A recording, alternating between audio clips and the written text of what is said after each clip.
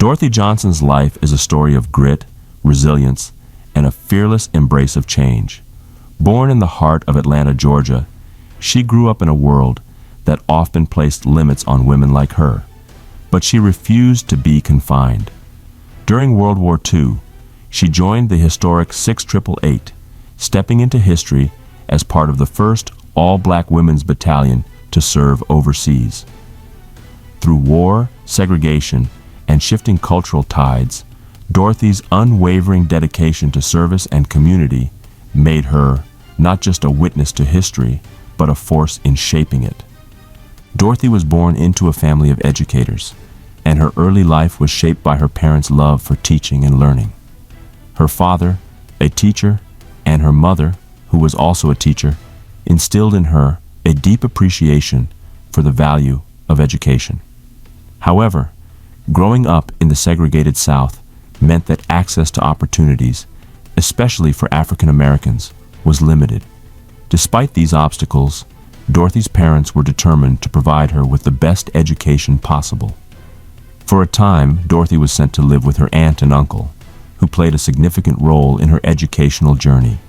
Her uncle, a pioneering African American physician in Atlanta, ensured that she had access to private schools, which were among the few places where black children could receive a quality education. Dorothy's academic excellence earned her a full scholarship to Spelman College in Atlanta, one of the most prestigious historically black colleges in the country. At Spelman, Dorothy was exposed to a rich academic environment that would shape her worldview. She was fortunate to study under some of the most respected black scholars of the time, such as Sterling Brown, Hale Woodruff, and Rayford Logan, among others. These scholars not only imparted knowledge, but also cultivated a sense of pride in Dorothy and her peers, encouraging them to see themselves as part of a larger intellectual tradition. Dorothy majored in history and French, a combination that spoke to her deep interest in both the humanities and the broader world. As she progressed through her studies, it became clear that education was her calling. And after graduating in 1938, she began her teaching career in Miami, Florida. Teaching was a highlight of Dorothy's early career. She loved working with children, especially at the third grade level, where students began their reading journey. Dorothy enjoyed engaging young minds and fostering a love of learning. However, working in a segregated system limited her professional growth, and she felt constrained by structural racism. As a result, she transitioned to librarianship, wanting to continue working with children and nurture their love for books. Dorothy became a school librarian in St. Augustine and later worked at Spelman College, reconnecting with academia as World War II unfolded. In 1943, Dorothy sought adventure beyond academia and joined the Women's Army Auxiliary Corps to contribute to the war effort, especially in Europe. Eager to serve overseas, she enlisted with excitement and optimism, ready to face new challenges.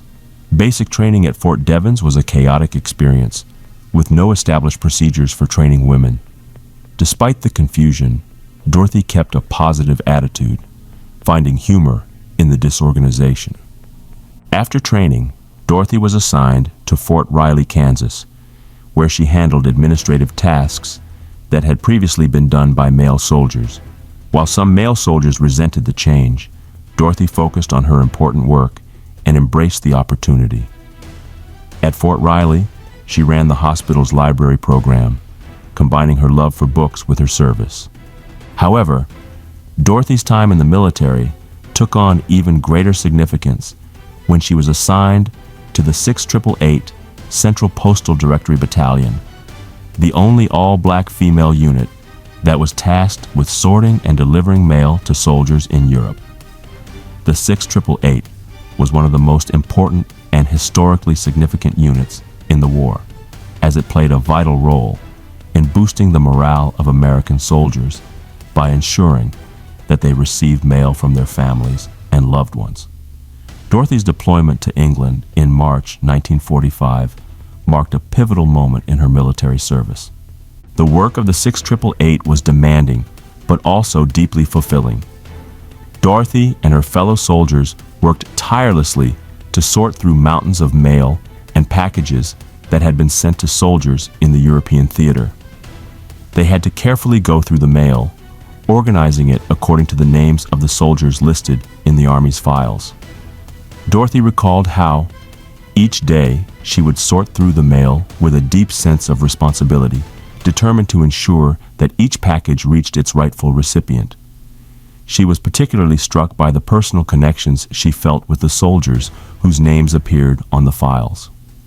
Although she had never met these men, she felt a profound sense of empathy for them as she sorted through their mail, knowing that each letter or care package represented a lifeline to their families back home.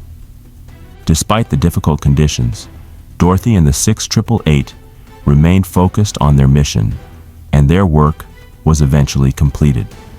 Once they had cleared out the warehouses of mail, they were able to take a well-deserved break and explore the town of Birmingham, where they were warmly welcomed by the local population.